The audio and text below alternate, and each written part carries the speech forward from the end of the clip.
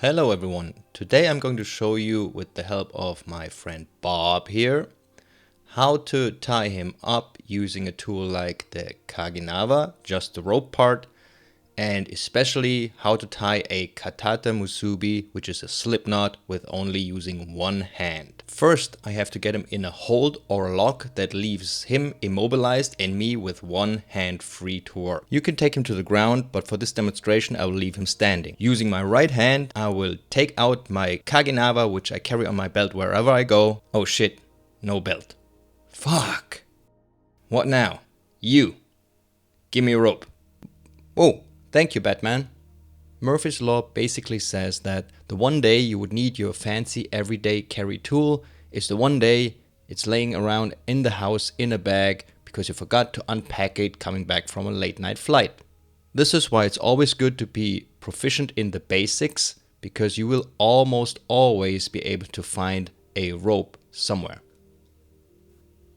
Now you're doing the first one-handed slip knot, and I'll show you the details later.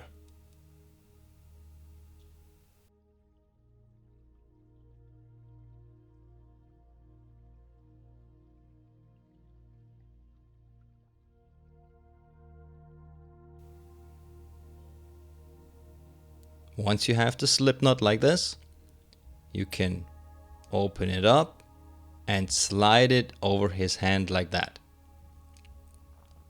Now you can tighten it up. And with the second part, form another one-handed slip knot very close to the first wrist. Like this. Now you're opening that one up all the way, so it's large enough to fit over his head. Once it's over his head, you can tighten it up and basically fasten the arm lock. Depending how much rope you got left, you can do another couple of loops to tie off the end of the rope so that the slip knots can't be opened by him again. And that's it. Now for some more details. So you start off with the rope hanging across your wrist. You grab it with your thumb and flip it over your hand so you have this position. This is the starting position. The second and third finger will be your working fingers that will grab the one part of the rope that's hanging down on the inside.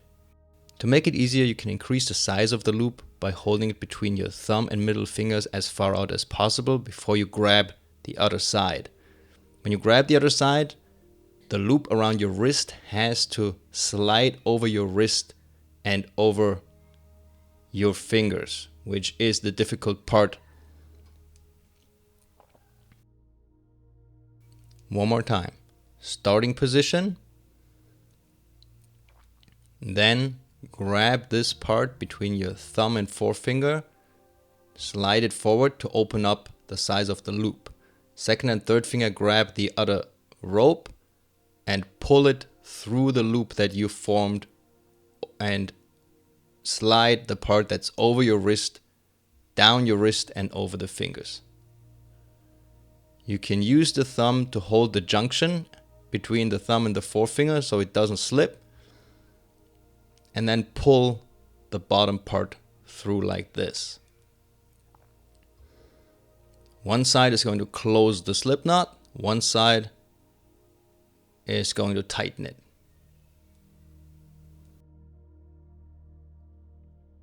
One last time. Starting position, rope hanging over your wrist, grab the outside part, put it in this position. Slide it forward between your thumb and your forefinger to increase the size of the loop at the end. Right there. Now, second and third finger are going to grab the part that's still hanging down as far out as possible, so with the tip of your fingers.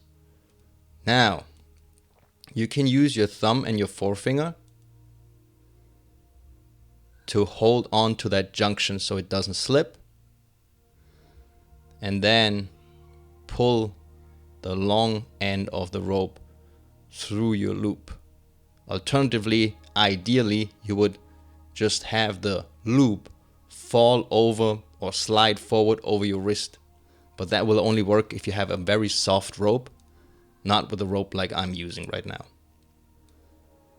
In the end, your loop, or your slip knot rather, will look like this. One side tightens up the slip knot and one closes the loop. There you go. Have fun.